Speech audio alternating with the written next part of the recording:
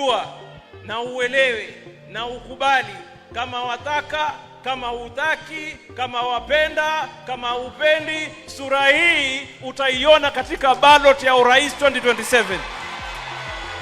Ladies and gentlemen, welcome back to Diaspora Stories on our political episode. It's your host Mr. Superlatin here, and here we are here to share all the stories that are happening all over around the world. And today we're going straight to Kenya, where we're checking on ODM. The cracks that are seen currently on ODM party, it is something that needs us to discuss. Tunajua vizuri ya kwamba baba Raila Amolo Odinga anaenda kuwa AU, atakuwa hata chairman wa Rais Ruto. Si ni ukweli? Inamaanisha Ruto atafanya chini ya si ni ukweli? Na kwa sababu ya hiyo, msifikirie ya kwamba sasa hakuna opposition. Baba akienda amewacha babu. ODM party has been the major big party in Kenya, whereby it has never been in government, but it is one of the parties that has so many MPs for so many elections that has been happening in Kenya since 2007. And ODM, the main super root of ODM is Raila Amolo Odinga. And Raila Amolo Odinga now is heading to AU. This is something that is disturbing so many leaders in Kenya. In ODM party, we have two deputy party leaders. We have Oparanya, we have Ali Hassan Joho. When Raila now exits the Kenyan politics for a short period of time, or for the span of time that is going to be away, there must be somebody who's going to be the ODM party leader, or to be in charge of the ODM party. On this other hand, we have also other leaders who have been there with ODM all the way.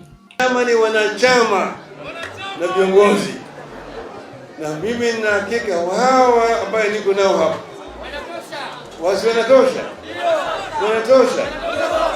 watazidi kuendesha mambo ya chama, hata kama mimi niko kule Addis Ababa.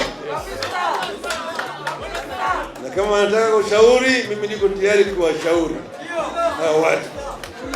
ODM itabaki intact.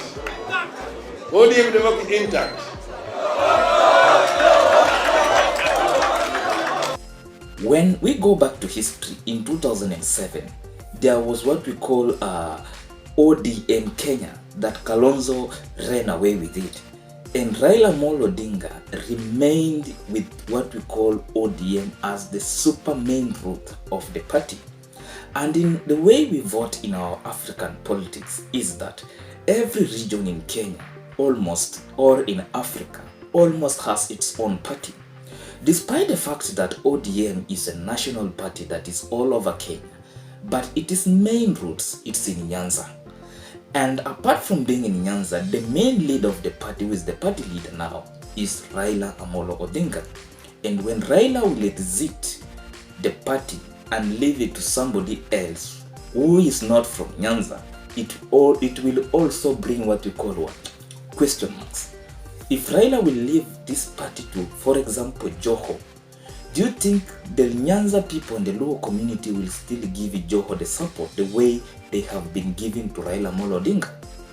If we say that Raila will give this party to Oparanya to take leadership, do you think Oparanya will be able to lobby the Luos and the Luyas to work together and the countrywide to be in the national government politics? These are the questions that we are trying to analyze. But apart from that, let us check how Oparanya is powerful in Western. Western Kenya has different leaders that are coming up every day.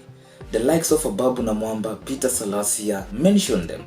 And the Western people, they never speak in one voice, because these leaders are coming out differently with different opinions, like the likes of Malala, who were at some point in ANC party, and due to political interest, they moved to UDA, and they are now telling Mudavadi to close his party so that he can join one party, that is UDA. So will Oparanya be able in Western Kenya to compete with these other leaders and make sure that ODM remains a bigger party? Those are the questions that we are trying to look at. When you go back to Mombasa, Joho has much more support in the coastal region. But now, with the efforts that UDA is also trying to penetrate in the coastal region, do you think Joho is still able to challenge the UDA party in coast? Or is Joho forming his own party if it's denied to be the ODM party leader? Then, we do not discuss succession of someone who is still in the seat, who has not died. How would we start discussion? Has Raila Amolo Odinga told you he's not defending the seat? Or where is he going? This issue of AU is 1 year away. So how can we be discussion? And Raila is still there. ODM iko imara, chini wa Raila Amolo Odinga. Odinga is going nowhere, he's still our party leader. So issues, people being grouped in factions, that I have a faction, my other brother has a faction. I don't know why we met to start saying so-and-so is in this group, so-and-so is this group. Those are your own creation. And at this point, if the Orange Democratic Party is not going to be careful, 2027, they might lack a candidate in the ballot.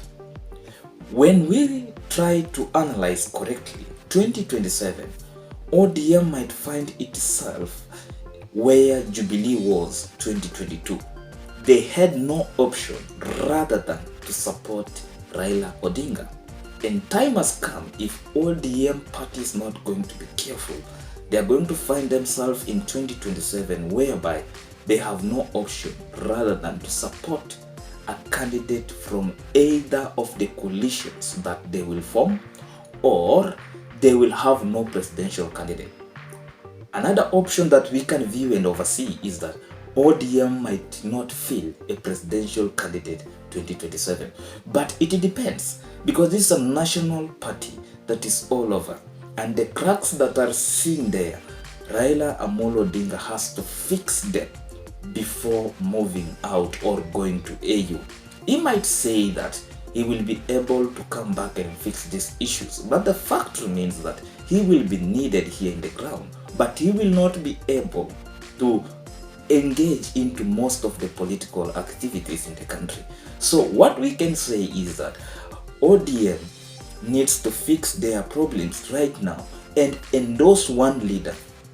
Let them go to national delegate selection and let us see who will be given opportunity to lead the party. We have seen Hassan Joho coming out powerfully, very powerful words coming out from him. But is he able to take this party up to the ballot? We have seen Amason Kingi, who is the current Speaker of the Senate. He was once a powerful member of ODM, but things ruptured at some point and he formed his own party. But recently we saw Raila Odinga receiving again members of the PA back to ODM. So the cracks that are in ODM, it can be fixed. And one of the best things that people need to view and look, that ODM has the best young leadership compared to all other parties. This one I can say it. If you look at Sifuna, how Sifuna has been articulating his issues on TV without fear, without even giving these other political parties a chance to articulate themselves. But Sifuna has been on point. Look at Babu Wino, he has been doing the best. Look, people like Caleb Hamisi, these are young leaders who are just there and they are the main soldiers of this party. I'm not here to defend anybody, but I'm here, we analyze and see the cracks that are coming out. Can they be fixed or not? Let us see. And